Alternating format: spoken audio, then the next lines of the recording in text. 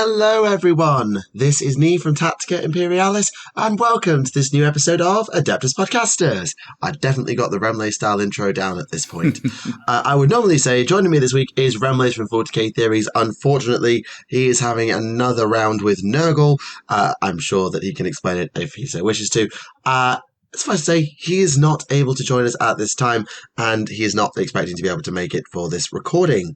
However, in his stead, I have managed to recruit someone who can very ably stand as our substitute for Remlays today, and that is a honoured guest of the podcast, PancreasNoWork. Hello, hello. It's a pleasure to be here as always.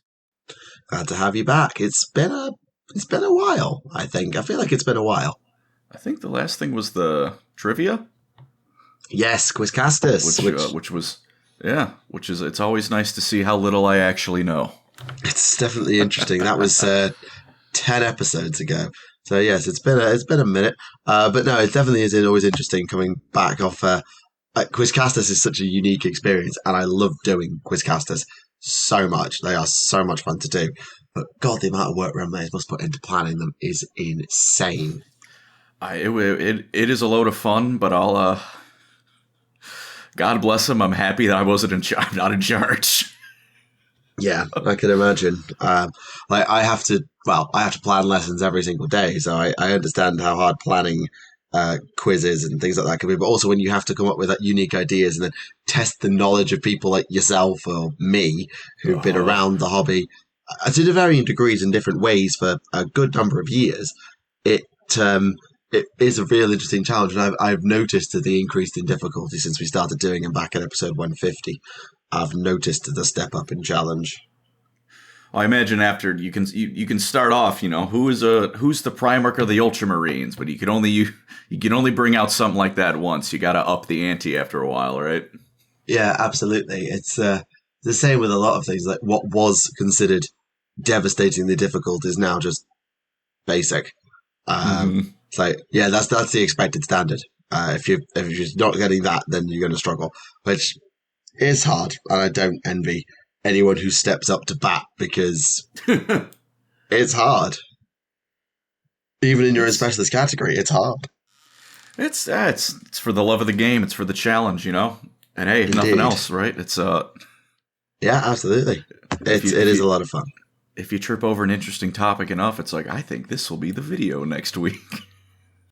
Yeah, I suppose for you, it's still creating quite a lot of content. Must have been like, oh, that's interesting. Write that down. I'll make a video about that later. It's to open the notepad and the side. Don't mind me. Yeah, absolutely. It makes a lot of sense. I have to admit, I do sometimes miss actually sitting down and creating individual content. Like, I haven't done it for 2-3 years at this point. I've only made one standalone video since I actually transitioned, which is slightly insane. And that was over 3 years ago now that I did that. So it is honestly mental. Just being out of the content creation game now, as I have been for a while. I can imagine if I tried getting back into making content, I'd look like a dinosaur and not really have a clue what I was doing. From my end, I haven't had a clue what I was doing, so it's I've got the Dark Souls method of making content, which is if I bang my head against the brick wall, sooner or later something's gonna give, and it hasn't been me yet. Good, it's the way we like it. So part of the reason why we're having a natter is because going to be honest, it is the absolute worst week I have seen in news for so long. Like, it is desolate in the news world at the moment. It is actually desolate. There has literally been 2 minis revealed in a fortnight. Yeah, I've just pulled up the community page just to see, and I'm seeing that the last 2 things, right? As of 2 minutes ago, there was some new things uploaded, but it's them re-saying that what is it? The that new Age of Sigmar, is it Warhammer quest? No, not Warhammer. Yes. Yeah, yes. Yeah, it is. It's them another. It's another thing about that which isn't news because we saw that GW. You already showed us to that. We had show and tell already. And let's not pretend. There was a major reveal show like last week, so we expect there's going to be a lull as they bring out all the things that they revealed, and they're really, really pushing Warhammer Quest. Like if you go down since like they revealed it, there's 1, 2, 3 painting articles, and then a further 3 commentary and introductory articles just on the first page. So out of 16, 6 of them are dedicated to it. And then on the next page before that, there's another little Hammerhal Herald piece about it.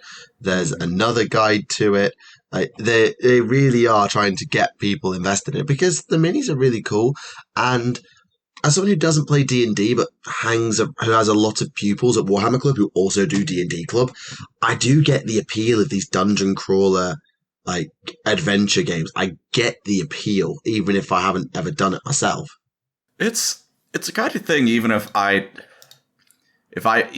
never do it, I'm happy it exists because it seems like just another fun way to do some Warhammer.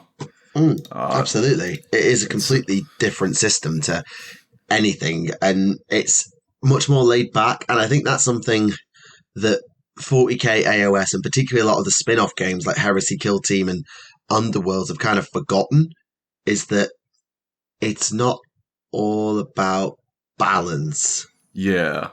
Sometimes it's just about having fun.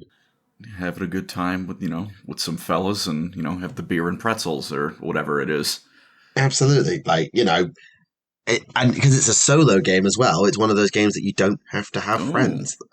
Because a lot of the Nurgle minis are AI controlled, so you can play it solo if you want. Well, I say AI; they have a pre-designated set of rules that you use for how they move, how they attack, how they defend, if you want them to, which is quite useful for just solo crawling your way through it. So it is really good, and just on that point of this whole narrative of fun versus balance, I think I remember making a video, I've said this before, a long time ago now, like it must be 10 years ago, where I was bemoaning the fact that I don't think 40k will ever be truly balanced. Well, I wasn't bemoaning that fact, I was like, it is never going to be truly balanced because you can't, because human nature demands that there is imbalance so that there is meta.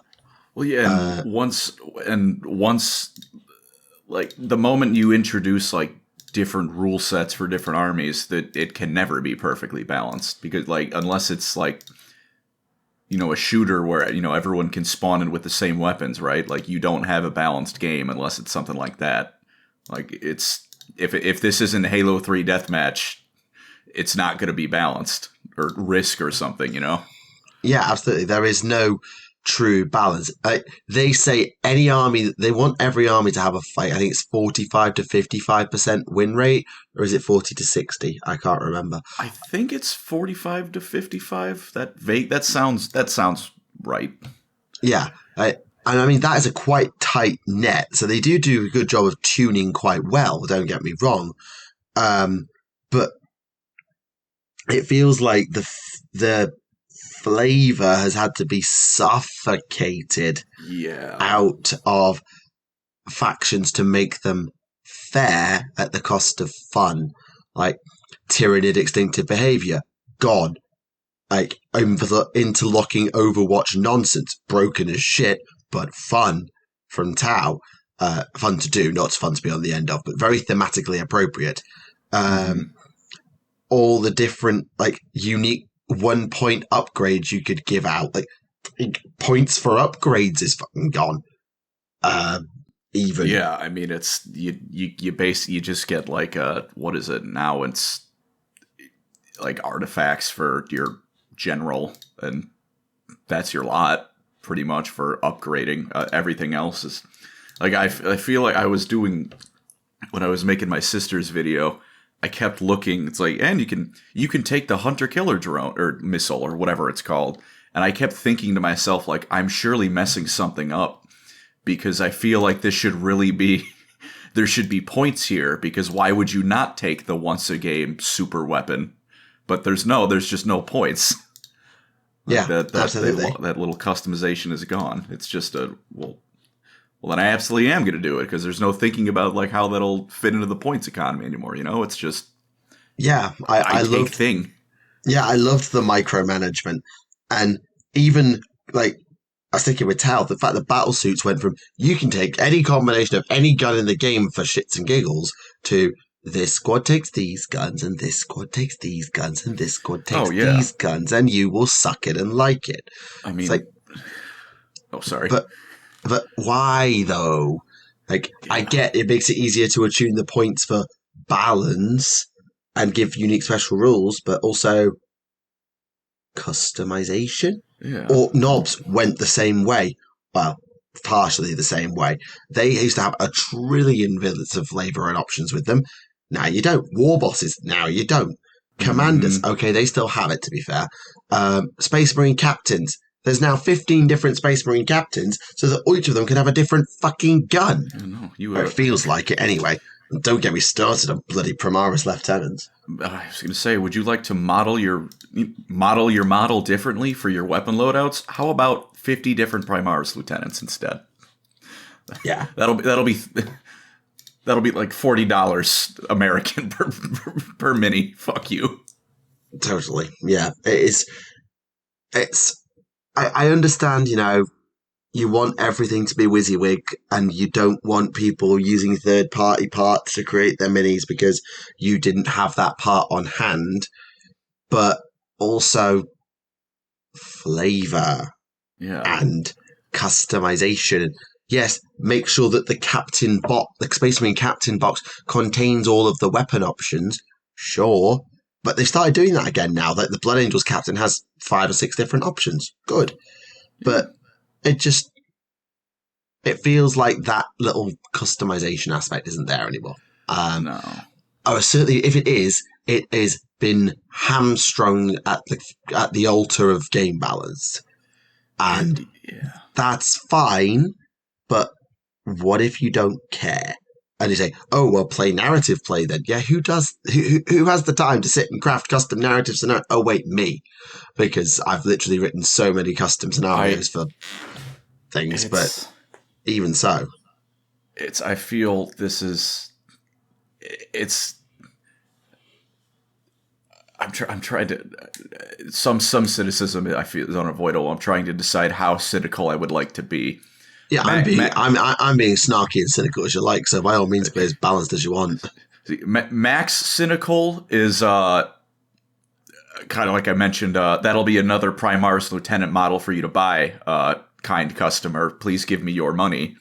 And slightly less cynical is it's falling on the altar of what almost every game that gets a big competitive following does, which is you balance around the comp players, and then poor average person who just wants to have fun.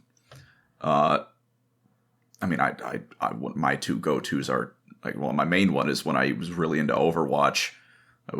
It would be like the top 1% streamer and comp players would find this one thing that if you do it right, it'll break the game.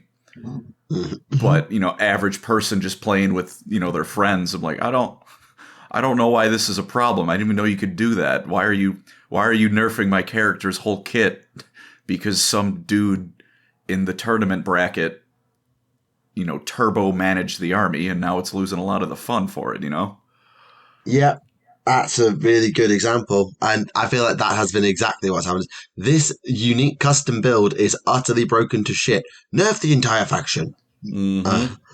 Points adjustments across the board. Make them utterly unplayable. Except by unplayable, we mean 45% win rate. Yeah. So they're not even unplayable. They're just bad by comparison.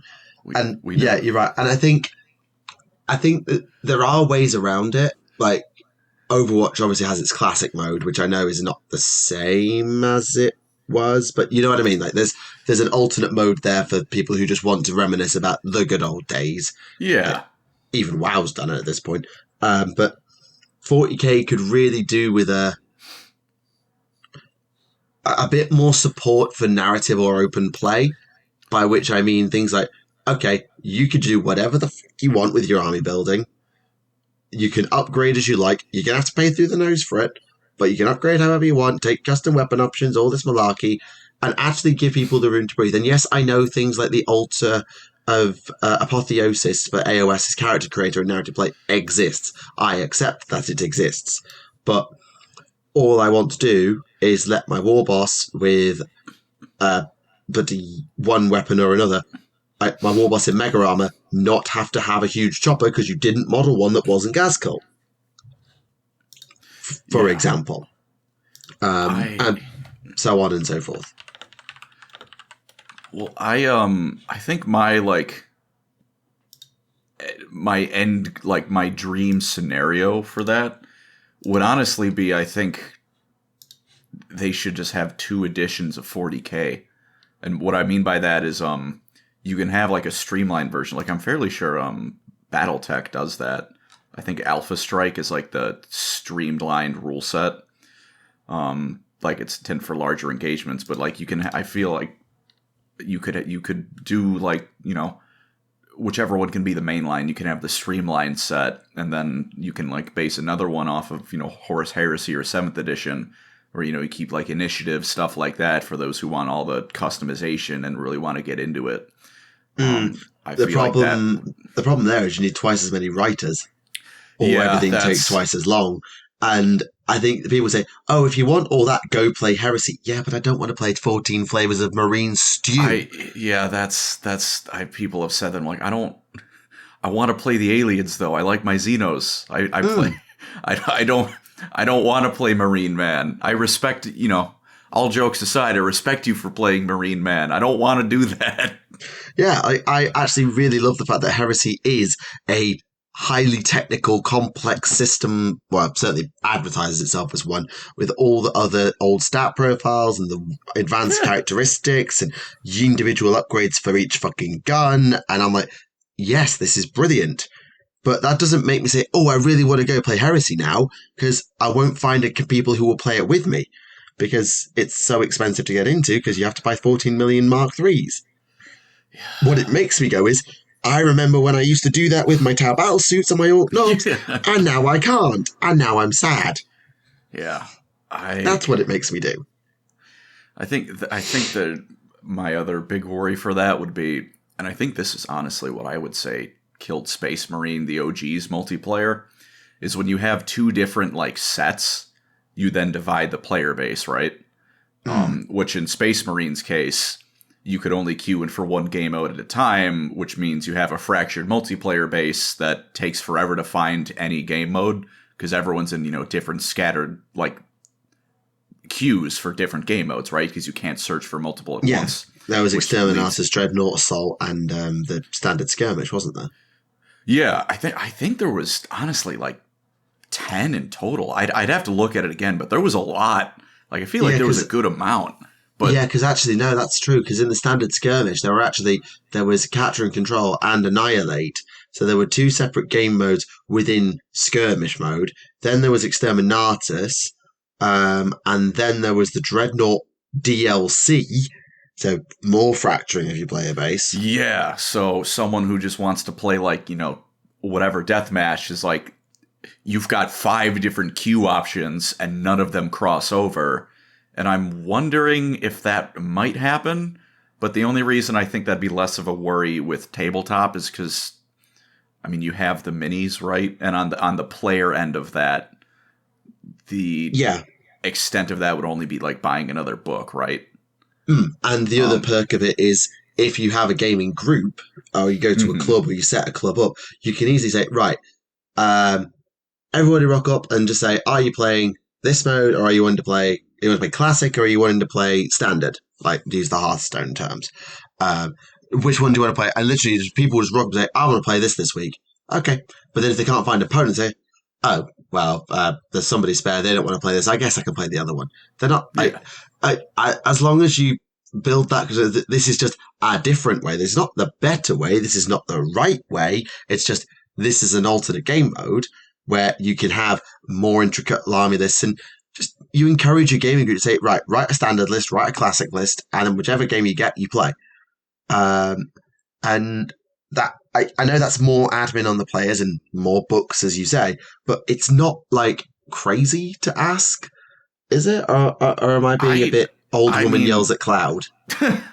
I honestly wouldn't say so, especially like they can, if they like, the magical world where this happens and works out, they could always make one of them, the primary game line, right? Like one of them could be like less updated. One of them could be, hey, here's a big old book of core rules with everything in it, right? Yep. And then, every now and again we'll drop maybe not even a new edition, a little bit of, errata, a little bit of an army update, and that's where it is. And then like one of them could then be the main line, the more frequent releases and updates and stuff. Like it is. Yeah. I don't think that it would necessarily need an equal amount of attention, because again, it's just wanting the option to be able to, get more in depth if I want. Because oops, sorry. No, it's fine. Oh, I was like, like Old World, I know still like they did bring back most of the customization. Like you can upgrade, I was just reading through like the evil quote unquote side of it, with like the chaos warriors and whatnot. And you can take your standard like chaos, like whatever Lord mini. He can be a chosen, a champion, just a chaos lord outright. You can kit him out in 50 different marks and blessings and weapons and banners and stuff. So they still do some of it. It's just a shame that like that level of customization is not in a lot of their stuff anymore. Like, 40K is what we're, mostly talking about right now. Like that doesn't really exist in 40K anymore. And I think one of the best models for this, and is actually quite recently, is Yu-Gi-Oh! Because they've introduced a new format quite recently. So Yu-Gi-Oh! Has been a game which has done no alternate formats, like, ever. There's one way to play it, and it's power creep on power creep on power creep, because almost every card is legal all the time.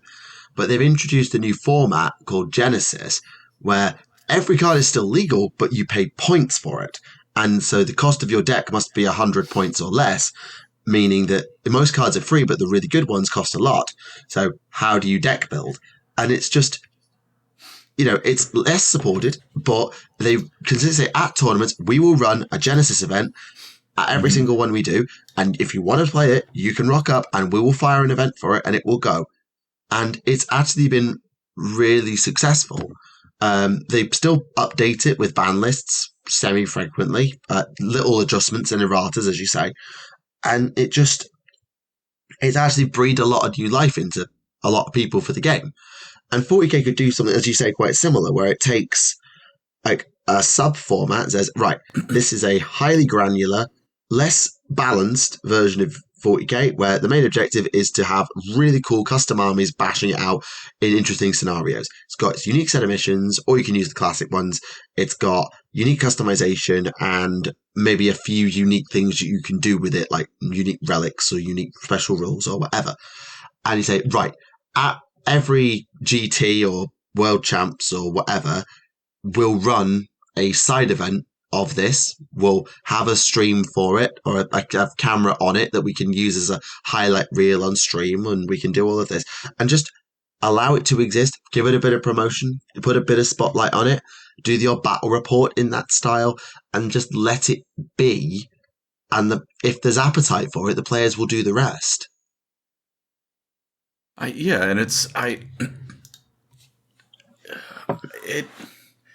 think I don't know. I'm not. Let's see. I think one of the reasons too, it is rather. Well, I guess two reasons. It's rather especially annoying here, is because one, it's like you said, we used to be able to do this, with the Tau and the Orcs and most every army. And oh god, Drakari witches were infamous for it. Yeah, and now it's gone. But it's also like GW is not a small company. Like this is not 1980 where it's 3 guys in a room making minis for D&D and a war game on the side, right? Like this is, they're the face of at least like wargaming, in a lot of ways, tabletop in general. So it's like they absolutely have the resources to do it. Like you're absolutely right when you said earlier when they're like when you were like that would be hiring more writers and more time spent on codices, right, and books. But I don't mind the time it would take to do that because again, if I had the option, if it takes some time to cook in the oven, by all means. But the problem is we're not shareholders who answers to the bottom line. Yeah. But I don't know. It's like this isn't the small town mom and pop store wargaming company. This is the face of the market. So it's I don't know. It wants to still be that. It wants to have its cake and fucking eat it. But moving on. Yeah. Anyway, that was a very long-winded way of saying I miss point customization because I'm old. But anyway, in terms of what actually has happened, yes, we're going to get to the news after half an hour. We're doing well here, aren't we, Remlay's not? So what I thought I would start with is, speaking of Horus Heresy, since you mentioned it a while ago, they've actually released the Myrmidons, the Myrmidon Destructors. These are high-ranking tech priests who have utterly awful guns. Dark fire cannons, irradiation engines, etc. And they are nasty as sin, but they look awesome. Oh, yeah, these things are... Whoever was making these was doing a damn fine job of it. Yeah, like they look like battle robots, but also they don't. And I think that's what separates them from Skitarii, is that they feel like these are people who have willingly, and are not like cybernetic slaves. These are just hulking warriors with fuck-off guns, but they don't feel like they're slaved to the will of another. No, they... Someone asked them, would you like an artillery cannon bolted to you? And they said, why stop at 1? Basically, yeah. And they're really, really good. Like, the whole mechanic and range they've been doing with the battle pilgrims that got revealed recently and all those other stuff that they've done. Honestly, I know we joked earlier that it's just Space Marine monster mash, but there is an element of me that goes, you know what? The Mechanicum stuff, I always like Dad Mech as a design concept, but they look particularly cool. I love the AdMech stuff, and it is when they break out something like this, it is really cool to see. Like a lot of like the side armies, they're really cooking with them. Like I absolutely adore everything Mechanicum, Horus Heresy. Yeah, I mean, to be fair, most of the modern stuff is really good too. Even the stupid helicopter that's not a helicopter, it's actually a flapping its wings biplane. It's not even a biplane. How do you even describe the Archaeopter? Like, how do you even describe it? It's a helicopter with wings. Some tech priest had a little bit too many oil margaritas to drink one day and made something special. Indeed. I think that's a good word for it. But then you throw in the Onager Dune Crawler and the Scorpius Transport, you're like, oh shit, they can actually cook. But not there. Not there. No, they I mean I honestly put the Archaeopter, good lord. I think that's how you say it. The bird helicopter. I put that in the same level as like the Nemesis Dread Knight, where it's so stupid that I just love it. Like it's so goofy. Yeah, I get that. I mean there are a number of minis that are so dumb they're good, but most of them that end up being quite dumb. I think the one that always sticks with me is the Tau Storm Surge, because it just looks so off balance, because the gun is too big and it's only on one shoulder. Like, if it had double shoulder cannons like the classic broadside did, that would be fine. But the problem is, thanks to the power of 3D printing, people have managed to say, actually, we don't like that. What if we made arms for the Storm Surge and let it carry the gun like a broadside does? And they look amazing when you do. Mm-hmm. So, yeah. That's where they look derpy to me, because I know how good they could have looked if GW just let them have arms.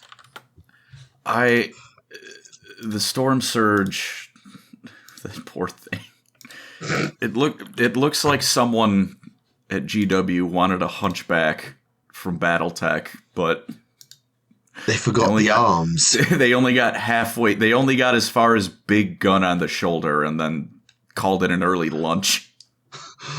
Yeah, I don't think they phoned it in, don't get me wrong. If you finish it off, it looks amazing. But the thing about this thing, as you describe it, the head is proportionate to the gun. Like I think the best way to describe this is to actually just look at a Storm Surge. Storm Surge, where is it? Come on, Google, don't let me down. You would be forgiven if you looked at a Storm Surge for thinking it didn't have a head. I'll show you the actual promo, the actual image on the front of the box. Context. Yeah, the little that tiny head on top of the box is you'd be forgiven if they didn't paint that red. You would not know that was supposed to be the head of the suit. You be honest now, you wouldn't. It looks like in Tom and Jerry or something, like when they're poking their head around a corner. Yeah, it's actually even worse in some of the other promo material, like in White Dwarf and stuff, where they do it from a low-angled shot.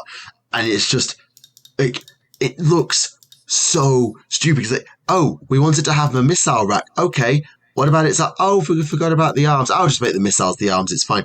But it hasn't got any arms, so you can have missile hands. Like, you say, yeah, little missiles. It looks like a fucking T-Rex with missile hands and no fucking arms.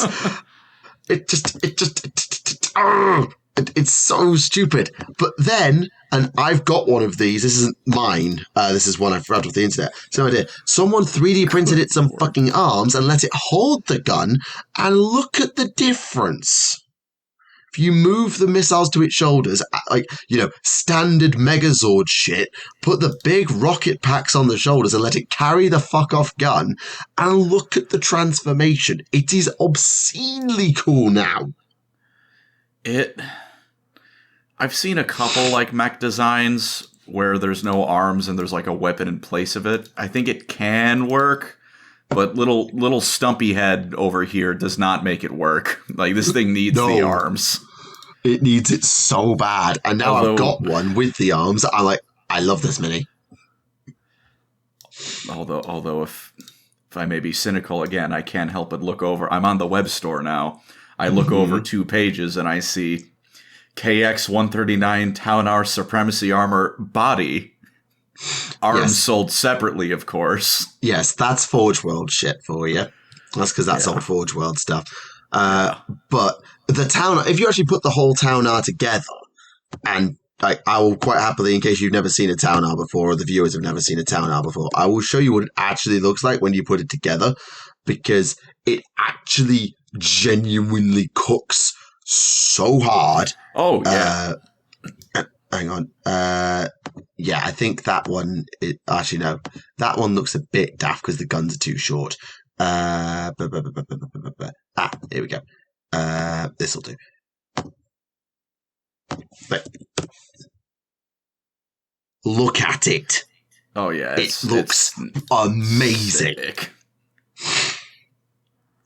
So, yeah. I will not have Shade cast on the Town Hour. The Town Hour, I've never had... I'm not casting shade at the Town Hour. Yeah. It's one of those of it feels like... That feels like a... If the Tau did Megazords, this would be the Tau Megazord. It is... It's cool as sin.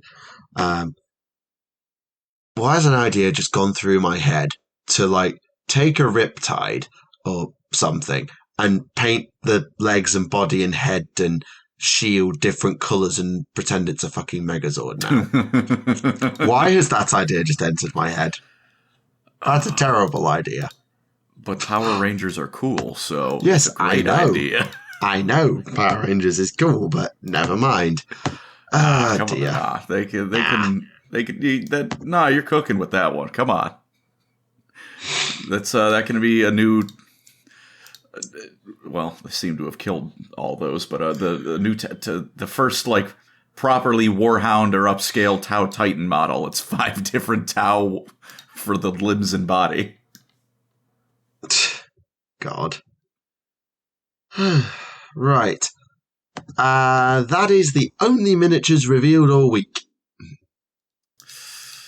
I'm not even kidding. That's it. Oh no, sorry, there's a lie. There's a Middle Earth mini. And we all love those. Isn't it? Yes, Shelob and another version of Gollum. So yes, Shelob looks sufficiently arachnophobic and horrifying, as giant death spiders ought to. Yeah. And I mean, well, hang on. I think it also comes with a tied up Frodo, like webbed up. So yeah, she does. She comes with the box is called the Path of Cirithungol, Shelob, and Gollum. So along with Shelob, you get yes, webbed up Frodo, but also Gollum. Hey, those are some nice looking minis. I gotta give them credit. I do like a lot of the Lord of the Rings stuff. Yeah, I mean, it's nice. They do good stuff in Middle Earth most of the time. But it never. I looked at it very briefly with like doing some Riders of Rohan like 15 years ago, and it just never had the player base. So at least not where I was. So never really got any further than I bought a box of Riders of Rohan. Moving on. I was thinking the Nazgul will tempt me, but that wouldn't even be for the game. That would just be for the mini. I think it would. Yeah, that would be. Nazgul miniatures sounds awesome. Basically, yeah. But there are probably other ways to get a D&D boss encounter fix, even if it would be very personally fulfilling to run a campaign and then put down the minis going nya nya nya nya. God. Yeah, dear. Admittedly, if you want to do that, go play Warhammer Quest. Yeah, no, hey, full circle. Back to the start. So there's then a couple of video game things. So Space Marine 2 is getting a new operations on a void ship against the Tyranids, so that's a thing. New weapons, Blood Angels, cosmetics and champion packs and salamanders shit. So that's a thing if you're interested in Space Marine 2, which I know a lot of people are. And Darktide is getting a new class, the Hive Scum, which is actually kind of cool. Have you actually played Darktide, if you don't mind me asking? I've played I'm going to say a solid amount. In full transparency, I prefer Vermintide. I prefer the funny rats. You're allowed. But I've got 50 hours in Darktide. That's it's not as much as I know a lot of people have, but that's a decent amount. Yeah. Yeah, because I remember when the Arbites class came out for it, there was so many memes going around the internet about "I am the law" and all the standard Arbites stuff. Of course. But Hive Scum is a really interesting, different way to take it from, cop with shotgun riot gear to random jabroni with an auto pistol and a shiv. We've gone from short of the Inquisition, the highest tier of Imperial law enforcement to guy from back alley who has a sharpened piece of metal. Indeed. But they also have access to, through the tech tree, chem bombs, custom stims that they can create, looted missile launchers for fun. So, yeah, there's plenty of things you can still do with them. They're not just, hey, this is playing on hard mode as a rogue. Oh, no. Yeah. You can do some shit if you still want to. Have you, is this Is there a dream like Darktide class for them to make for you? Because I had an easy answer. So remind me off the top of my head, there's Ogrin, like Ogrin, agent. Zealot. Yeah.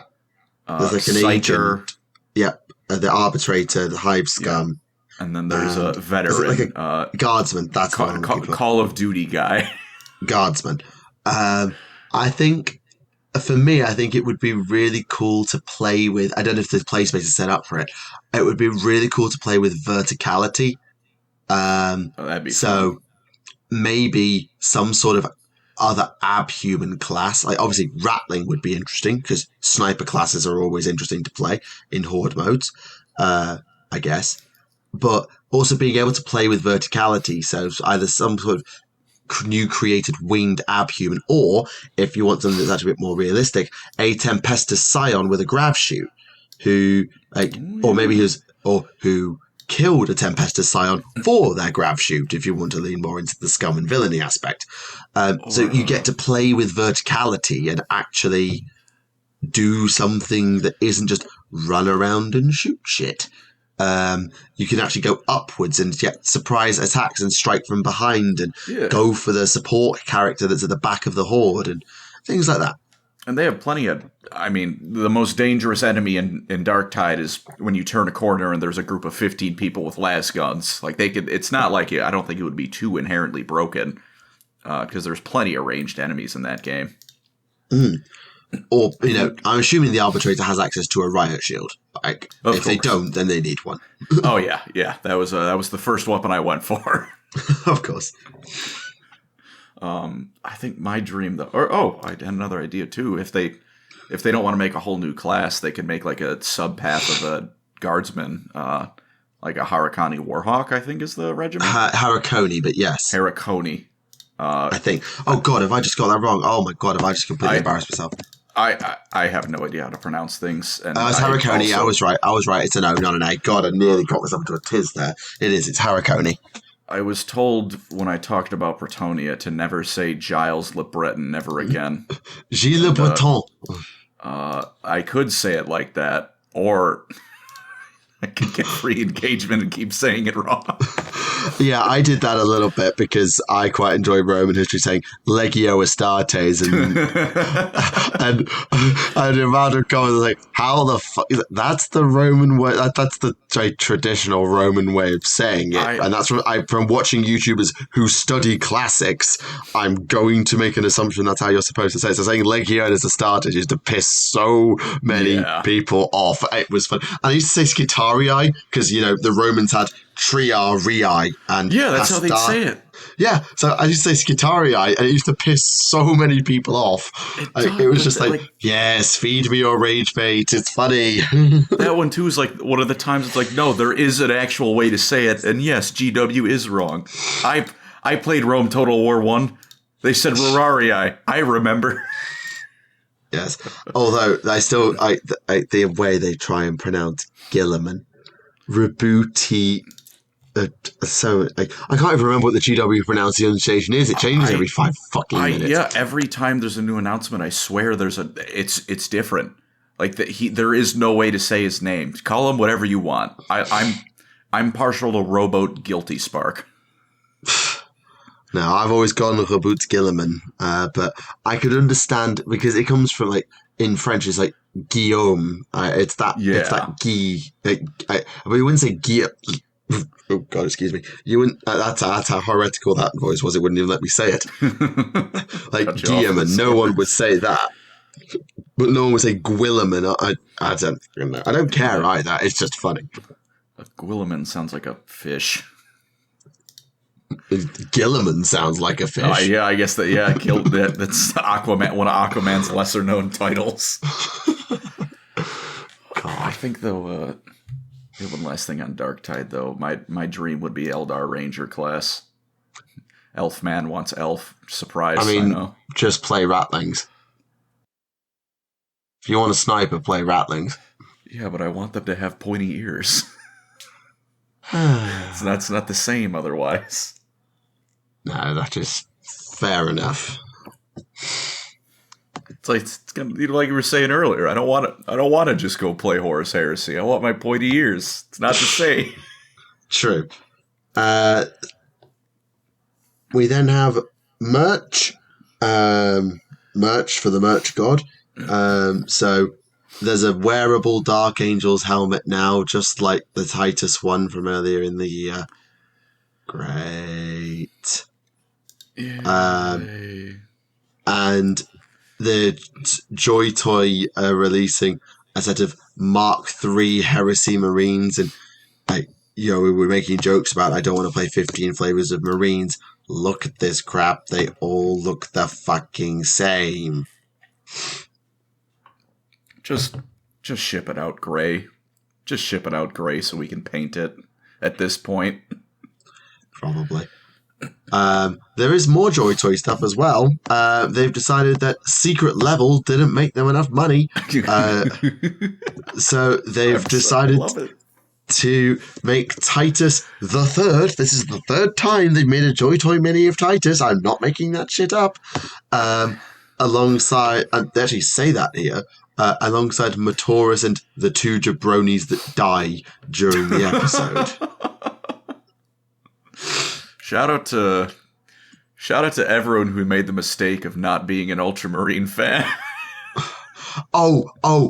Did you see the video? Oh, where they made the secret level announcement for minis? Is that what that was? The Ultra protests outside Warhammer World video? Oh, no, I haven't seen that. Oh, no, I was talking about like the release trailer for that new Titus mini when they did the big announcement. I absolutely loved the fact that the Ultramarines get themselves a whole secret level trailer for minis. Yeah, so they've literally done a video on YouTube of a protest outside Warhammer World from Ultramarine fans. It's just like it's just Calth News, and it's been 2 months since we've had a Marnius Calgar miniature. Look, I'm sorry, everyone, but there can only be one greatest of them all, and it's just how the cards lay. It's how they fell. Everyone should have been fans of the blueberries. I'm sorry, everyone else. It's literally a parody of, hey, we released a lot of Ultramarines. Let's just take the piss out of this by having people pretending to be mad that we're not releasing more Ultramarines. So yeah, it's definitely funny, but it's also probably quite I don't know about embarrassing, but just to go, yeah, we know you release so much Ultramarine stuff all the time. Yeah, it's funny, but it's also, it reminds me of, this is a little bit higher quality and profile, so I feel like I can give them more credit here for committing to the bit. But I feel like they made a community post like joking about Primaris Lieutenants. It's like, no, you don't get to joke about that. We make fun of you because you won't stop releasing Primaris Lieutenants. Yeah, as when the company embraces the joke, then it's no longer funny. Yeah. So that's it's, I don't know. This one has enough production quality. I'm not too annoyed at it, but please stop. There are other armies in the game. I beg of you. Please don't turn 40k into the Horus Heresy. You managed to make everyone forget Cadia existed and then annoy them about how much Krieg you were releasing within the space of a year. So it's not like you can't release other shit. We know you can. You're choosing not to. We see you. God, you sound like me talking to my students. I know you can do this. You are choosing not to. That's literally I've said that word for word to my students before. That's quite funny. Shout out to those people. Well, maybe. And the last news, as it were, is there is a new edition of Trollslayer, the first Gotrek and Felix novel. Again, this one comes with an axe. They might be jangling. I'm joking. It's a bookmark. Yeah. They might be jangling keys in front of me, but I'm kind of paying attention to the keys. I'm not gonna lie. I don't know. This might be the first limited edition book they've released that I will actually pay attention to when the pre-orders go live. Yeah, it also comes with beer mats or coasters for different things as well. So yeah, it's got coins. It's got 2 bookmarks. It's got a wanted poster, a map, a picture of them having a pint. So yeah, I mean, it's Godric and Felix. If you like Godric and Felix, then yeah, you might want this. I have absolutely no intent of getting it because I have not got that much money to throw at a book. Yeah, I guess that's the other thing. I'm at least in my reading it. Maybe I'm glancing over it. I'm noticing a conspicuous lack of a price tag. Yeah, I mean, that's normal. When they reveal stuff, they don't tell you how much it costs. That's completely normal. Of course, you need to get I didn't say invested. It was good, but it's normal. You need to get invested in the time it takes for you to get to the checkout. Essentially. And yeah, that's the news, everybody. There's nothing. I have a lack of news that upsets me, if I may gripe. Go ahead. Is it that no one's released an Eldar in 6 months? No. I mean, look. It's been over 20 years for some of those models. I'm approaching that the same way I approached the Cubs winning the World Series again. It's just never going to happen. They've got 100 years again before I'm going to ask anything out of them. I've got another 20 years before I start itching for a new Eldar model. Karandras. I'll complain about Karandras because they just forgot he existed, apparently. Yeah, they did. All the other Phoenix Lords and just forgot Karandras was there. That is quite funny. Yeah, so, aside from him, I'll just accept, it's going to be a while again. But no, Old World's been out for 3 years now, is it? Oh, God. I remember making a video when they announced it, and that was late 2019 or 2020. I think it was that they announced that they were doing it and said it was going to be years before it came out. Oh, I'm insane. It was January of last year. Almost 2 years. Bloody hell, is that it? Yeah. I guess...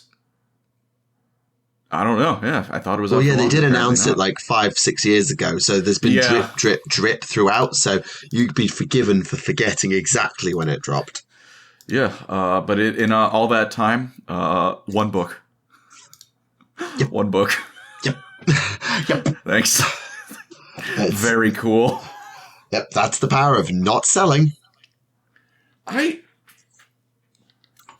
feel like there was a good 6 month stretch where there was nothing. I would go to the web store and I was like, I'd like to buy some minis. I can't. And even now, there's still would you believe if I said it was the high elves that autofilled when I went to Google Old World web store? God. I mean, let's not forget the past year has been rather tumultuous when it comes to shipping. But yeah.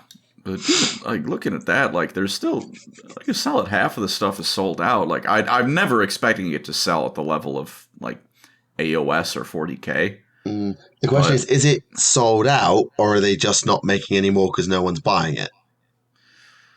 That is an uncomfortable question that I choose to be positive or cope about. You may decide which it is. Yeah, I can imagine they wouldn't list it as that. They'd have one sprue in just in case a stranger wandered in and said, oh, that looks cool. I genuinely think they are probably just out of stock, but you'd think if they've been out of stock for a long time, there's probably a reason. And it isn't that they're selling like hotcakes. Because if they were selling like hotcakes, they'd be committing more resources to breaking more of them. Yeah. Well, maybe I'm getting old and cynical now. I don't bloody know. I'm nearly fucking 30. I'm getting old. This is where I'm making my bed to lie in it. So I'm just going to choose to believe that it but surely be selling well. Please. Yeah, please, I hope it please. does. I know, I think there was the hope that Old World was going to be the fourth game that pushed the release cycle back a year, and let's go 4 years per edition of 40k in AOS, so it doesn't just constantly feel like rulebook, rule change, rule change, because Honestly, fuck that noise. They should be doing that regardless. Yeah, like, before the current cycle that started in 7th edition, maybe 8th, it's just been, like, it went, like, 6 years, 5 years, 8 years, 4 years, 5 years, 2 years because 6th edition was dog shit, and then 3 is just like, can we? I understand you want a big summer release, but can we not break the cycle and do something else? It's. I mean, I don't know. Like, I don't. It's they want get a big release, sure, but it's healthier if we just space it out. We don't need constant big releases. I think the thing that's been most frustrating for us is that with our school Warhammer Club, which, yes, I did see the commenter who said, I hate hearing about Warhammer Club every week because it makes me jealous of the fact I don't get to play the game. Which was like, you had me in the first half, I'm not going to lie. But like, we spend months getting the kids capable of playing the game to a semi-competent level, by which I mean they don't fuck it up when they roll the dice, and they know what their profile says, and they know what their abilities do. Like, that takes months. We have, like, fuck a stratagem, fuck a detachment, fuck secondary objectives. Just play the bloody game. It takes months to do. Yeah, especially as an after-school club. Yeah, I mean, we have an hour and a half a week to do it, because we don't want them spending money on the hobby because it's too fucking expensive. So between the jigs and the reels, it's like, oh, right, they changed the rules again. Start again. And because it always does it in the summer holidays or just before the summer holidays, it's like, right, we're going to have to start again in the new school year. Yeah, new rules, like, new everything. And it's so annoying. Welcome back to the club, everyone. I hope you forgot everything you learned before we had summer vacation, because it's no longer relevant. Yeah, but I really feel like we've really been upskilling them this year because we've been doing this narrative campaign. I've been talking about this like every week, and I'm sure the comments are fucking sick of it. But I took a kid who had been really struggling to get a head around what their army does, because they play Inquisition, and if you've seen the Inquisition army, it's fucking weird. And so I literally sat them down. We had a game, and I just was like, right, target priority, what does your army do? How do we play this army? And the difference it made, and they won this week. And it's like, okay, my work here is done. I have taught them something. And admittedly, we had an amazing game that I'm going to write a huge paragraph about in my writes for the campaign.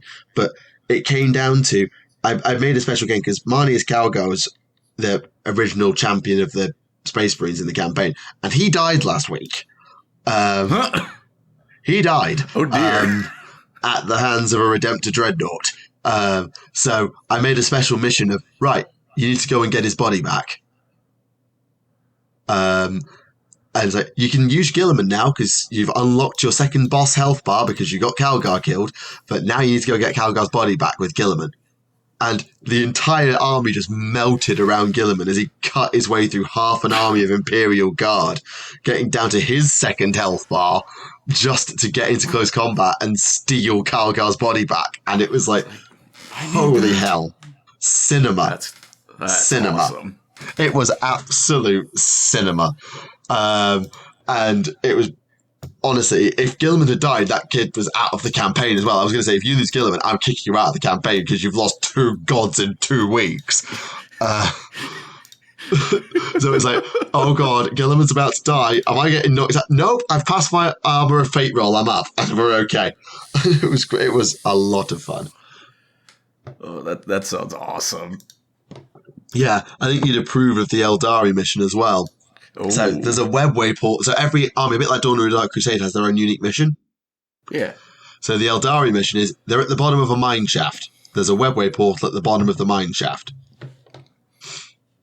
Except there's actually 3 objectives on the board, and they're all blip markers. So if you go up to the objective, you you then go up to it, and the Eldar player has it on a piece of paper, which marker is actually the webway portal. So you might end up unearthing, I don't know, a warp spider ambush, or a sudden cave-in, or your actual objective, which you then need to blow the fuck up and get out. So yeah, every faction's got a unique mission, which I spent ages cooking them up. Like I was the writing team for Dawn of War Dark Crusade, and it's just been utterly liberating to mess around with it. And I've been making like these unique stips every week of like, this week you're playing a relic match where you need to carry the objective from the middle of the board to your side in order to win. And there's like fucking tug of war up in here. Or this week you're going to be playing a randomized deployment match where everyone's going to deploy in a random quarters of the table depending on a dice roll. Good luck having a battle plan when that happens. And all this other kind of shit. And I'm weaving it all together with this big written up narrative of what's actually going on and trying to explain the bullshit of the fact that this bubble chucker, the big orc bubble gun. Oh, yeah. It has now managed, in the space of the campaign, in 4 games, it has now killed a Redemptor Dreadnought, a Wave Serpent, and I think about half a squad of Necrons in 3 shots. That thing's going to be a relic weapon at this rate. Yeah, I've literally said to them this week, right, everybody go rewrite your arm list. The bubble chucker is banned. It is too powerful. The mech boy he's getting too big for his boots. He's taken his grots and he's gone home because he doesn't want anyone using his fucking bubble chucker anymore because it's too bloody powerful and everyone's getting annoyed about it because they're not killing anything because it's all dying to the fucking bubble chucker. You can't have the SpongeBob paintball episode as the crutch of your army. Oh no, this kid's probably the arguable best player at the club on top of that gun. Oh no. It's like they've got probably the best player in the club armed with a gun that will not roll anything but bullshit. And it's like, oh my god, okay, yeah, but that's banned. And one of the kids like, Miss, can we have an emergency ban list for our opponent's armies? Because I don't want to fight that thing. It's like, God. I saw that thing blow away 3 vehicles and then a whole lot of Necrons. It frightens me, understandably so. No, genuinely, like, the people who've got, like, expensive exporting heroes are like, I don't want to fight the orcs now because I don't want to fight the bubble chucker. It's literally just the fucking bubble chucker. It's mad. So Gilliman would be next on the hit list. Exactly. So yeah. So I've been writing it all up. I swear to God, when I'm done, I'm gonna have a document that's gonna be like pages long with images and write-ups and narrative and trying to explain why all the different armies are there and fighting each other at different points and who's doing what on the map and all this garbage. It is a hell of a lot of fun, though. It is so much fun. And honestly, if you're a part of a gaming group, if you've got the time to cook something up or you can borrow a system off the internet, run a campaign. Just run a narrative campaign. Not a tournament bracket that you stitch together with some very hastily assembled lore. No, run an actual narrative campaign. Like, doesn't matter how shit the lore is, just sit down, write something, and come up with some backstory where you're all going to have these games, and just play it out and let the narrative go where the games take you. It is so much fun. Yeah.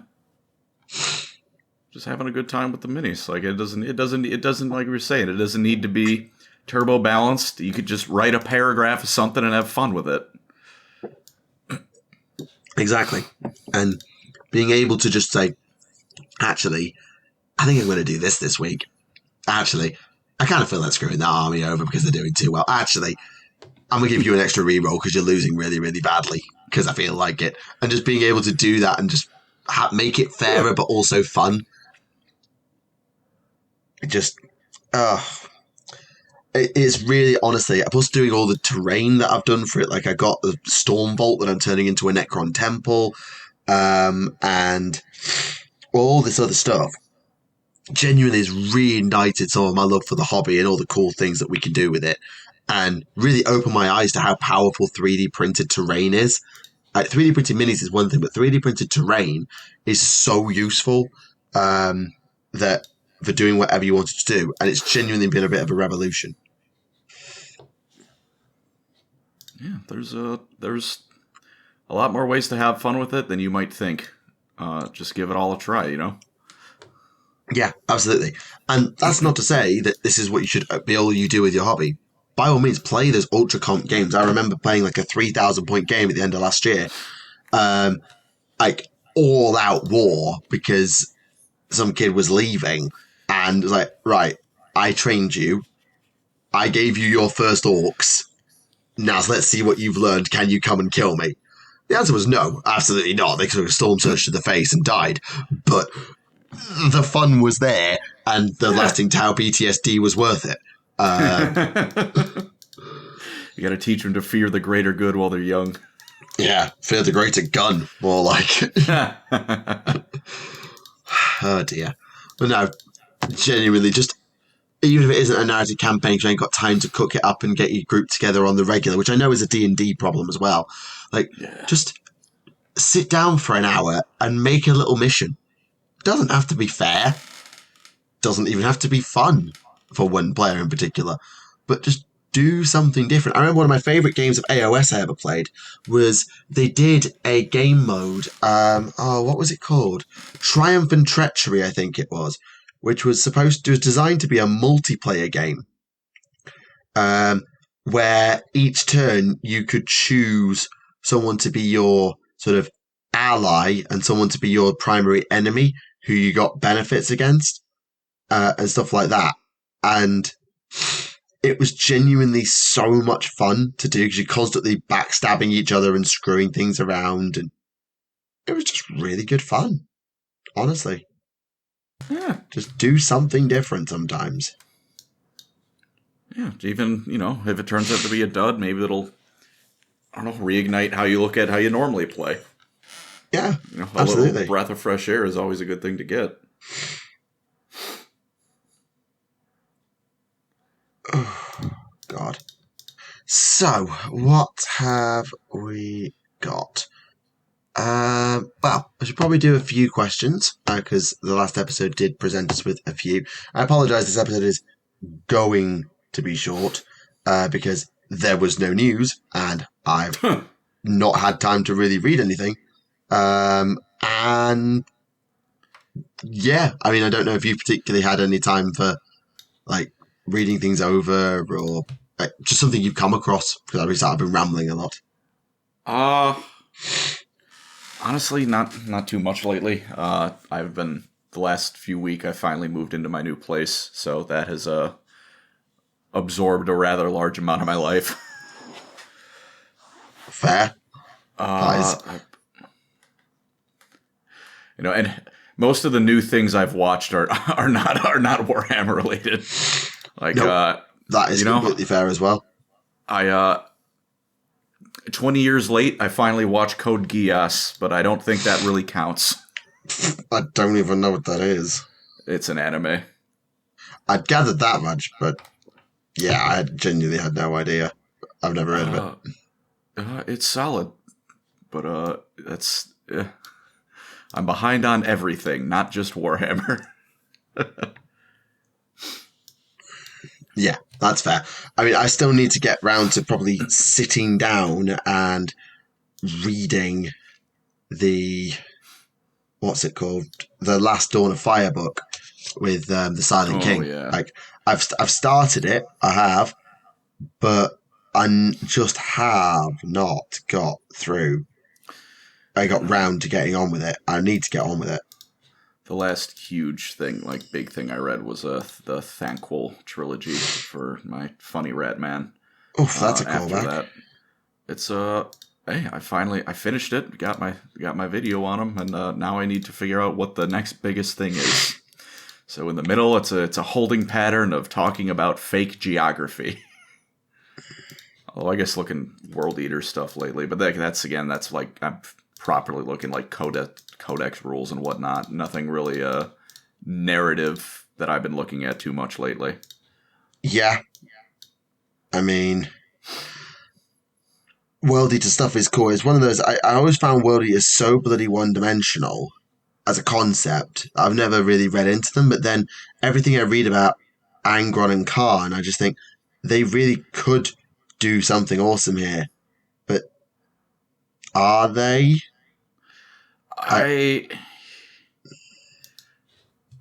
For rules-wise, I think they've pushed that one dimension really far.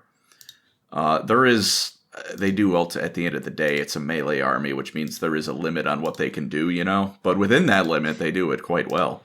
Yeah, with the jackals and everything. Yeah. For lore, though, I don't know, I'm always torn on it.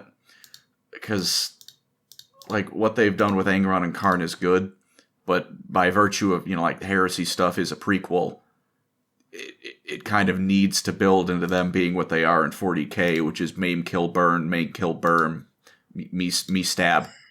Skulls of the Skull Throne.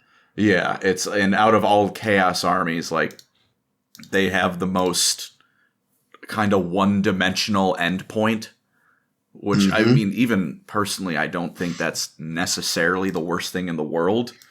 Because you're allowed to have a note that your army hits, but you do need at least a second tone to that note.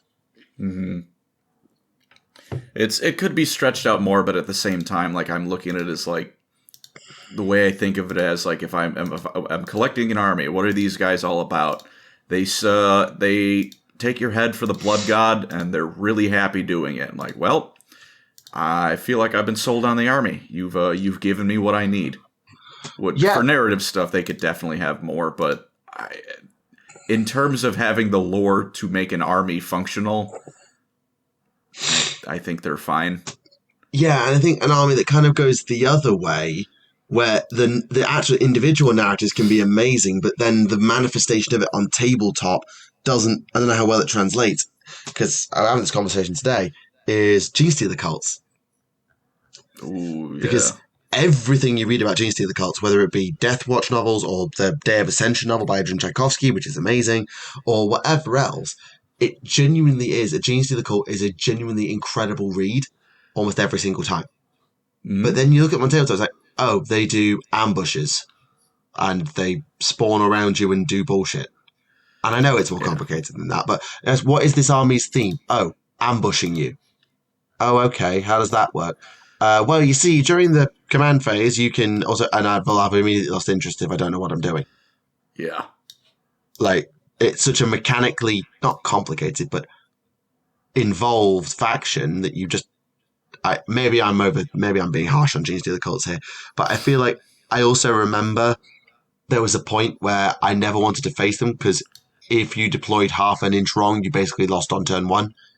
And that's just crap to me. That just feels like crap. I imagine for people who do get into it, it can be very rewarding, but that is a very high floor for enjoyment, Yeah. That's definitely not for me either. No, I see the, and I love the minis. I actually genuinely really like how much the hybrid minis. They look great. Oh, yeah. I don't want to play them. I want to collect them, but I don't want to play them. Bit like AdMech, actually, in that regard. Yeah, although I do find it funny. I pulled them up on the web store, and it is amusing to me how they're outnumbered 2-1 on their own web store by guard models. I know why it is, because you can run some guard with them, but it's just really funny. It's I've scrolled through, all right, we've got the combat patrol, we've got all of the Baneblade variants, we have the Attilan Rough Riders. I'm I feel like I'm lost. Yeah, hang on, what army list did I click on again? Yeah, although that's a point. Can you actually run Chaos Demons as an army now? Because I don't think you can.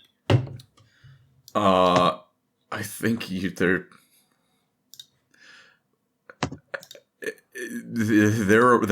around. I don't think you can. They don't have a codex. Oh, Chaos Demons. Here we go. Do they have on the web store? They are their own separate thing, and I think they're still an army. But There's no book. They're absolutely going to be axed. Well, it's less they're going to be axed. They're going to be AOS'd, by which I mean all the god-aligned demons will just be in their god books.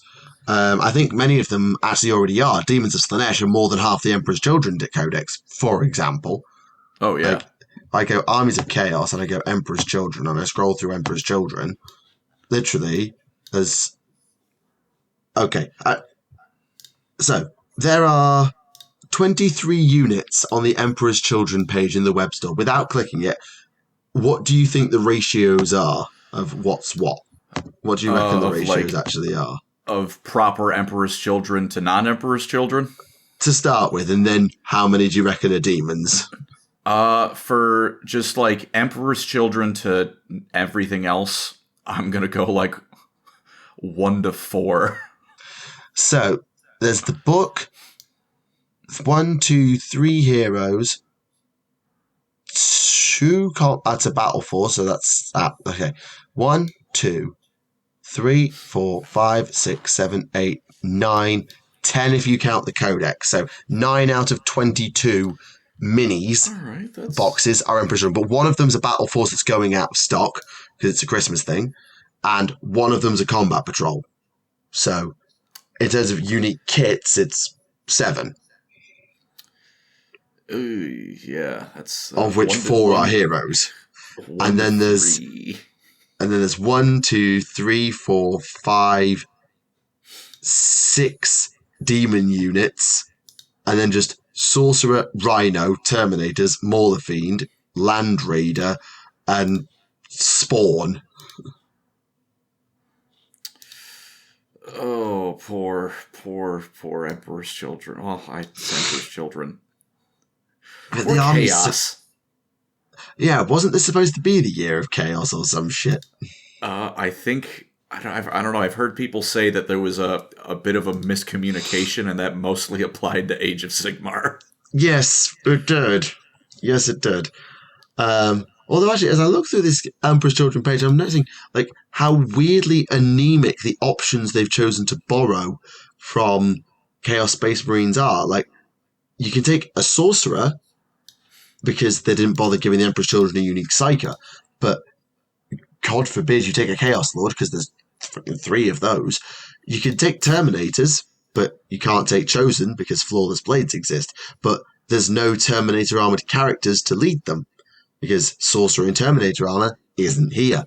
And then you've got Rhinos and Land Raiders and Mauler Fiend and Helldrake, but no Hell Brute. You can't take Dreadnoughts, even though Thousand Suns can. I know they can. I've got one.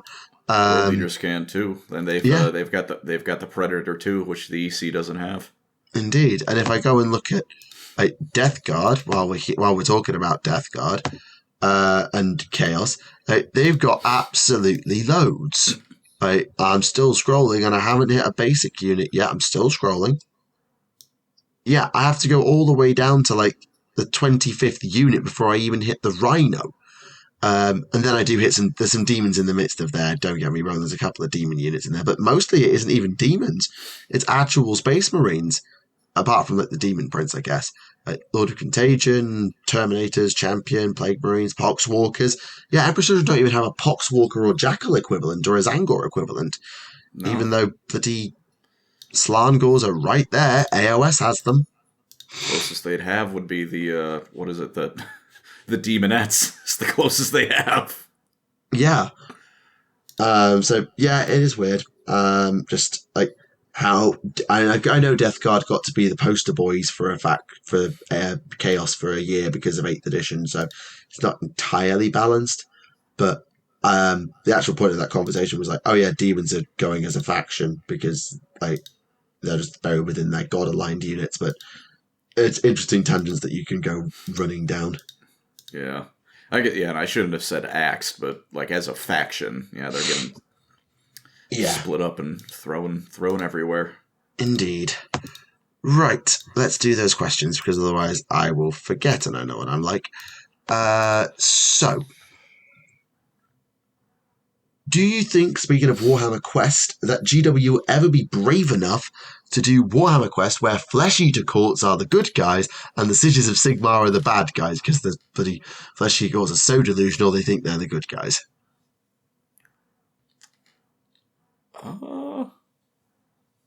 No, I don't think they'll be brave enough, but it would be cool as fuck. Yeah, I mean, that's I don't know. Depending on what it is, you could probably finagle some rules and set that up yourself. I don't think GW will do it, but I don't think that'd be too hard to craft something up for. No, it would be very craftable. I don't think rules-wise it would actually be that hard. Yeah. It's just... An official set, no. But that wouldn't be too hard to do. No. Excuse me. Oh, you mentioned about the Horus Heresy earlier, so here's a different question. With the Scouring series now on its way, did the Horus Heresy series change your opinion on any of the legions compared to your perceptions of them as they appear in 40k? I've barely read any proper, cover-to-cover book. I have read a whole lot of passages, just for the sake of, if I'm talking about something, I should read the source, you know? Yeah, of course. But sitting down and grabbing a Horus Heresy book and going cover to cover, I have not really done that, to be honest. No, I've only done it with 3 of them. Yeah, I've read the first one, and I gotta be Horus Rising. I have to be completely truthful. I think it's a good book. It was probably the Warhammer book I enjoyed reading the least, because it's just not what I'm here for. Nope, that's fair. The way I liken it is imagine you go to a seafood restaurant. You get the finest plate of salmon you've ever seen. You don't like fish. It doesn't matter how good the salmon is. You don't like fish. Yeah, you can appreciate the quality objectively, but subjectively it's dog water. Mm-hmm. No, I get that. I do get that. And yeah, I mean, I only read as far as Galaxy in Flames before I gave up. Because I didn't have the time or the money to buy them all. But I think probably the best example to answer the question is the World Eaters, to be honest. Because when you look at the Khorne Berserker, you go, okay, World Eaters, what do? Oh, Khorne Berserkers, run around, chop your head off. Okay, cool. But then you go back, and I know that the Angron Primarch novel does a huge amount of lifting here with Slave of Nuceria. It's an amazing book. And it does a huge amount for Angron's character. But even through Betrayer and things like that, you really get the sense of what the World Eaters were and what the World Eaters could have been had they been just handled differently. Can I give a half kind of cheaty answer about the World Eaters? Yeah, of course. Reading all of that stuff honestly makes me think they should have just made another Legion. because the end result, it's all preordained. Their destination for every one of those plot lines is going to be kill, maim, burn guy. Yeah. And so, it's not that I think it's bad. I do think a lot of it is quite well done. I like how Angron is, the half theory, half kind of there is he was going to be the empath Primarch, right? Till, nails in his brain. All of this, it almost makes me think it's this really should have been someone else's gimmick, because as much as it is tragic, it all reads to me as a lot of faffing about, when I know what the end goal is. The end goal is kill, maim, burn, and that's kind of it. It's interesting, yeah, because there's the argument of it's a prequel, you know where you're going, so should you really even tell the story, because it doesn't matter. And when you know the destination, does the journey matter?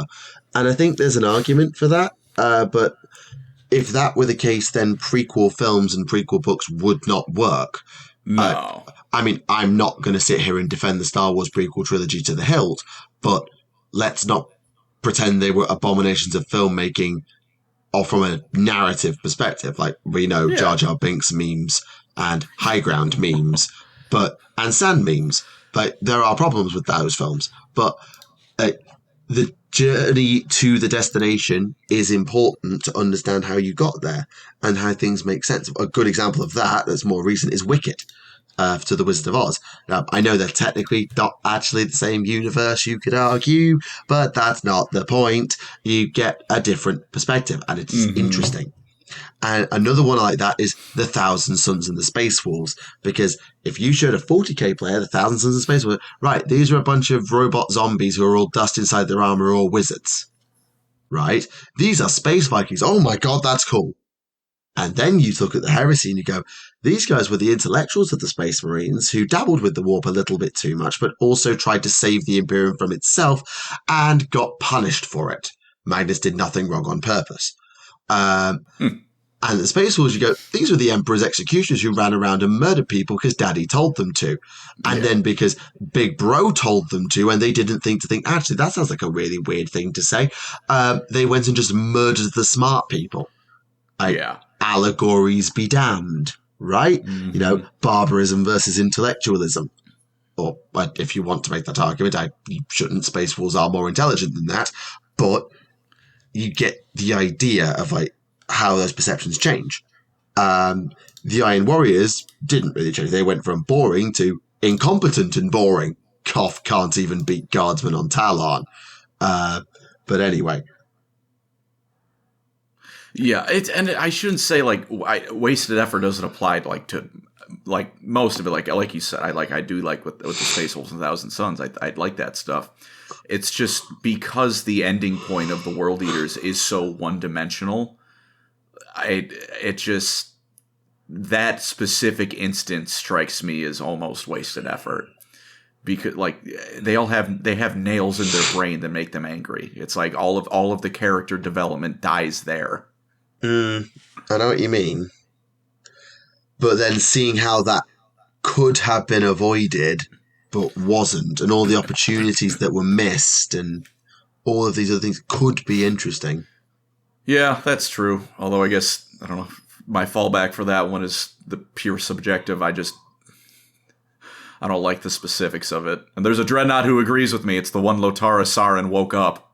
So he's sitting there, like, waking back up, like, griping, like, these damn idiots jam nails in their brain because they wanted to be like Angron, you damn fools. And I'm sitting there like, who wrote this book? I need to double check who wrote that book, because I think they might have some of the same personal opinions I have about the World Eaters being allowed to continue existing. I mean, they should be allowed to continue existing. They're useful to give the Chaos Space Marines, like, brainless murder fodder. But yeah. Oh, I mean from the point of view of the Emperor, not just of the Emperor who in his 40,000 years of life apparently never discovered the sunk cost fallacy. Yeah, I mean, they do have that conversation. I know, I forget which book it's in, where Arkan Land and the Emperor and or Malkador basically talk about, should we just kill Angron? He's not worth the hassle. They decide not to, and I'm sitting there thinking, are you sure? John Cena pokes his head through the wall. Are you sure about that? You've already made it blatantly clear through the past few hundred years you don't have problems murdering many people and your own children. Why is this one where you draw the line? Yeah. Yeah. If Angron gets to live after the heinous shit he pulled, imagine the heinous... Well, actually, I tell a lie, sorry. Angron didn't pull any heinous shit when he was on New Seria. I'm going to retract that statement and apologize to Angron before I get met with a chain axe. Angron did nothing wrong. Straight up. He led a slave revolt, led his people to freedom, and intended to die fighting. And they just got yoinked. Like, let me go and fight with my friends. No. Well, yeah. Are you going to save them? No. What? It's those kind of books that make the Emperor look like an absolute douche nozzle. Yeah, Master of Mankind helps, but then not much. Yeah, it's very messy, and some of it is intentional, but some of it is intentional or not. You miss the ball, you miss the mark. Yeah, because at some points it just looks like teen angst and daddy issues. Dad inflicted daddy issues. Let's be clear, they're the Emperor's fucking fault, mostly. Oh yeah, cause. But sorry, the Emperor, apart from not reining in the Night Lord's heinous shit, that was entirely Kurz's fucking fault. Like, if the Emperor had just gone, Kurz, no, we do not string people up on hooks and wear them as a coat. Yeah. Conrad, be nice. If he had more than the one starting conversation with him and then said, all right, have fun out there. Yep. But in essence, they just... Yeah. Yeah, it's ridiculous. And the way that the different powers... And it reads into that whole thing. Oh, the whole Horus Heresy was planned. And the Emperor was quite happy to let these ones be fuck-ups because he planned for them to betray him anyway. I just... Really? But why, though? I get the theory, but why, though? Well, depending on how mean you'd like to be to the writers, what I'm feeling particularly annoyed at it, the way I describe it is if a Reddit's finest atheist wrote a character based on the phrase "God moves in mysterious ways."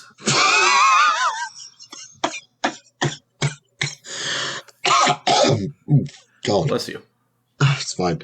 Yeah, that's I like that. I like that. I like that a lot. I'm stealing that. It's by all means, but that's how a lot of it comes across. Yeah, and then you got that whole Last Church novella, isn't there, where he has the debate with the last priest on Earth and ends up looking like a bit of a twat. Yeah. The difference is I know I am right. Okay. All right, Mr. House. Now, if poor Uriah had lupus, would things have turned out differently? It's just... I think probably when things like this is, and you are boxed into, this is how it must go, and you start somewhere, and you have this great idea, but then you've got to somehow, like, force this great idea down a very particular hole in order to make it fit, things end up looking clunky. Like, how could 9 Primarchs be convinced to turn on the Emperor? Well, the Warp did it for one of them. One of them decided to go wandering off to Cadia because he wasn't allowed to be a priest for his definitely not god dad. And he stabbed the second guy who was made evil because he was stabbed and the Chaos Gods talked to him. Okay, fine. And then he used charisma and the threat of ultraviolence, or the promise of ultraviolence, I should say, to convince another couple. And, oh, yeah, we've all got daddy issues because father was a bit of a useless deadbeat, so we don't mind going and murdering half the galaxy to get back at him. And then Perturbaba's like, yeah, sure, I'm just in it for the pie. And because it's like, well, it's either that, I blew up my own homeworld, the Emperor's not going to like it, I guess I'd best rebel. And then the Alpha Legion's like, wait, which side are we on again? Because no one fucking knows what side they're actually on. Probably on the side of the fucking chaotic neutrals known as the Cabal. Oh, wait, we've got to invent the fucking Illuminati now, do we? Just to make this fucking plotline work. And then obliterate them in one page. And then what about Magnus? Because Magnus, he's just a nerd. He tried to warn people but accidentally fucked it up and so he got murdered for it? Yeah, okay, that works. But why is he going to get murdered for it? Oh, Horus told Russ to do it. But why would Russ listen to... Oh, he didn't know he was a traitor yet. Oh, okay, fine. And why did the Emperor... Why didn't the Emperor say, hey, here's what I'm doing, because this is what your job's going to be? Because I don't think Magnus would have appreciated being a giant human battery for the rest of his life. That one's actually fair. Somehow, I don't think Magnus would have appreciated being a ginormous battery. Nor do I think Angra would have appreciated being fucking neutered. So, yeah. Because I think if you look at, like, if the Great Crusade goes to plan, and the Imperium actually forms correctly, with the Emperor doing what he wants, Human Webway Project, diddly-diddly-dee, like, Magnus is a Golden Throne battery, Gilliman's the administrator, Sanguinius is the public figurehead, Horus is the war leader, and Dawn's the builder who fortifies things. Perturaba is his slightly less successful cousin, who is also in the building trade but never gets all the good contracts because Dawn's daddy's favourite. He's the one you feel slightly disappointed when you find out he's showing up. And then the rest of them, You don't need Lorgar, because you don't need a priest, because you're definitely not a god. You don't need Lion, because, well, you could run a secret police, I guess, but you're better off using Alfarius for that, so bun that. Or Corvus. Or Corvus, accurate. Actually, no, Corvus is too noble to be doing secret police shit. He's like, no, this is evil. I'm not doing that. He'd run the actual police, I think. And he could be chief magistrate Corvus Corax. Yeah, I can imagine. Oh, I'm so depressed. Oh, is there another citizen accused of stealing from the corpse starch? Oh, well. Now I want to. Sorry, TTS, you have ruined Corvus Corax. You have ruined Corvus Corax for me. They've done it for Magnus and Vulcan to me. It made Magnus for me. Honestly, TTS made Magnus for me. I love TTS Magnus, and I love listening to him talk because it is fun. Zegram just nails it. And I feel like I was a point where I was writing an essay in French at uni, and I literally was like, it's talk about one of your hobbies, and I literally referenced TTS as one of my sources in my fucking French essay about Warhammer. Like that's literally the power of TTS Magnus, which is he became my like. You want to explain the warp to someone, right? Show them the Magnus clip, because that will get it across in such an interesting and insightful way. Other than it's just emotion murder hell. Yeah, no, that's a good point. Oh, yeah, it's if I read anything with Magnus in it, I hear Zegram's voice. Just that's just how I hear it now. I can't help it. Yeah, and actually, they dubbed the Wrath of Magnus trailer with him. I saw that. Yeah, that was. I was like, yeah, that just sounds better.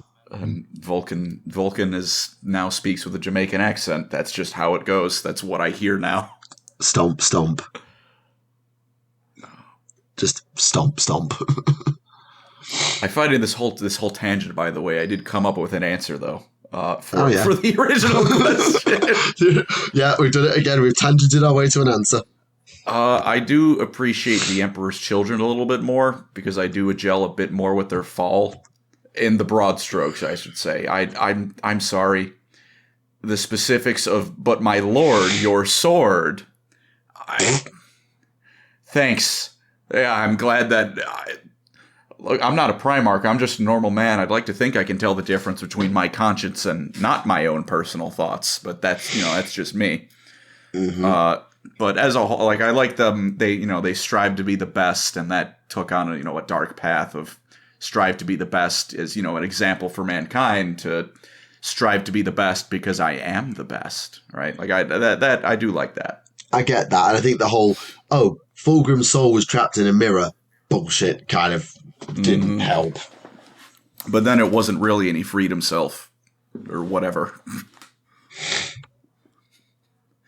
Like, all right, what's going on here? I can tell you it didn't change for the Iron Hands. I'm sorry, Iron Hands fans. I don't know how you do it.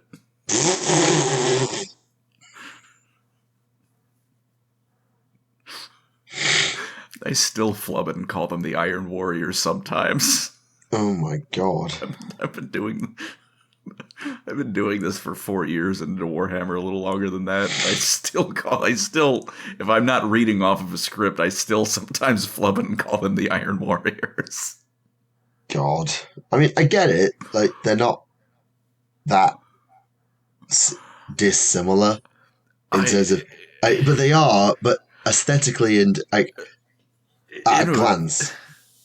In a vacuum, I feel like I should love them, because I love, like... look, if I lived in Cyberpunk, I'm going full Borg. I'm Atom Smashering myself. My end goals are either look like General Grievous or look like Rebecca. But unfortunately, whatever it is with the Iron Hands lore, it just does not click. I'm trying to put the square in the circle hole. It just does not work. Fair. Yeah, I'm not going to tell you you're wrong. But yeah, I guess those are... 2 answers I waffled my way towards. No, that is completely fair. Yeah, there is one other question, but I don't know if you actually heard about it. I hadn't until I read this comment. Oh. There was apparently a rumor going around that, the new campaign with Titus, the 500 worlds thing? Yeah, he's in charge of wrangling them together, since a lot of them would like to be more independent. Yeah, But, well, apparently, according to this rumor, I don't know how true it is, it was supposed to be Uriel Ventris, but because Space Marine 2 was so popular, they changed it to Titus at the last minute. I don't know how much I believe that, but it's definitely interesting. I wouldn't be shocked if it was true, but I have nothing to go off of that. No, I mean, it wouldn't surprise me, because Uriel Ventris is a known character that they could have definitely done something with. But also, Titus is popular, so it wouldn't. Yeah, and I feel like from GW's point of view, the coin is going to land on heads either way, whichever one they go with, right?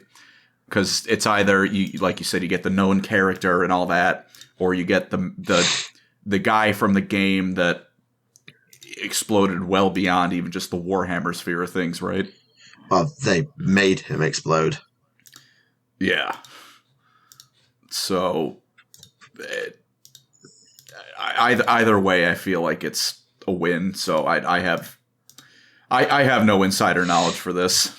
I guess I'd believe it if they came out and said that, but they won't. And either way, Yeah, I guess as I think you're right. It could be like, it is very much plausible. I can't comment as to whether it's true. I do think though, like, Uriel Ventris is the answer that the old fans would go, oh, yeah, that guy, Leo DiCaprio going, wait, I know that. Wait. Yeah, that one. That's us. That's Uriel Ventris. Mm-hmm. Titus is the one that's like, yep, poster boy. That's to be expected. It was the safer, expected, more multi-appeal option. Like, hey, did you know that after the events of Space Marine 2, Titus got promoted? Don't ask what happened to the other guy. You can now play him in new roles with a new miniature. Isn't that cool? It's not like the last one was shite, because, oh my god, the Lieutenant Titus mini is awful. It's not great. But, yeah, I don't know. I could believe it, but I don't think marketing would have ever been able to say, hey, so Uriel Ventris? Yeah, who under the age of 25 knows who that is? Who hasn't been playing since 5th edition knows who that is? Who has actually read the chapters due and the various Uriel Ventris books? Because there ain't many people compared to our now massively expanded player base, but everybody knows who Titus is because they watch Secret Level, motherfucker. So they watched Secret Level, and they played Space Marine 2. Everyone, look at that guy. Exactly. I can see it either way, but I could believe someone in the writers' room went, "What about Uriel Ventris?" And somebody went, "Who?" And they went, "Okay, never mind." Yeah, I wouldn't be surprised if that conversation was how it went down. Yeah, somebody went, "Who is your?" Well, if someone in our own writing team doesn't know who that is, then what chance have the rest of the community got? Now, I'm not disparaging the writing room there. I'm sure they didn't have that exact conversation. Yeah. But certainly, if it went to a focus group and they went, "So this campaign is going to be run by Uriel Ventris," who? Oh, right. Yeah, see the problem. Back to the drawing board. Titus. What do you mean? What do you mean he has green on his shoulders? It's gold. Yeah, he's Defender of Ultramar. What the fuck's an Ultramar? I know that's being a bit harsh on people who don't know anything but Titus, because he does say those words multiple times. But even so, I don't know. My thoughts on that whole affair start and end with, I wish they killed Gadriel instead of Chiron. Yeah, because Gadriel was an asshole. Also, why didn't they just do a Chaplain Leandros mini if they're going to bring back Titus? Like, just have Leandros as his attaché, just constantly on his fucking shoulder being like, "I'm always watching." I probably could have, but I mean, even he just kind of has standard Chaplain gear, doesn't he? I feel like they might have. But remember, if you want to make a character in it, all you need to do is remove the hat. And everyone laps it up. That's fair enough. Remove the hat and say he has a slightly unique... I forget the name of it. What's the bashy stick? Crozius. The chaplain? Crozius, thank you. I wanted to say... the first thought that popped in my brain was Crux Terminatus, and then I immediately went, no, that's very wrong. That is the opposite, actually. We just call it the booping stick at club. We just call it, I'm not getting them to say Crozius Arcanum all the time. We just call it the booping stick. This is the boop eagle. Yeah, it's Charlie Chaplin and the booping stick. Literally, it's Charlie Chaplin. Everyone calls him Charlie Chaplin. That's really funny. That's what happens when you work with teenagers. You just go for lowest common denominator shit. No, when I had to make, there was plenty of brain rot comparisons I made when I had my student teaching. I get it. Yeah. There's I'm not even going to save what I was about to say because I will just get constant. Anyone who watches this will just come up to me at school and say the meme line, and I'm not having it. Bore off. So, I think on that bombshell, we shall call it there. I can't believe out of 2 minis and 5 pieces of news, we managed to ramble our way to nearly over an hour and 3/4. How the hell did we pull that one off? It's oh dear. If you can't tell, I'm also tired. Like the gun drone. Actually, I should rechristen them as the marker drone, given how much they point at and say everything.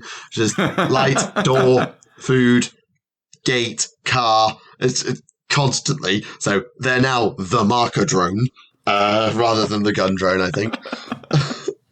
But yes, between that and work, I literally have spent half this podcast talking with my eyes shut. I feel like I'm going to fall asleep. So if I sound a bit discombobulated rambling, that's probably why.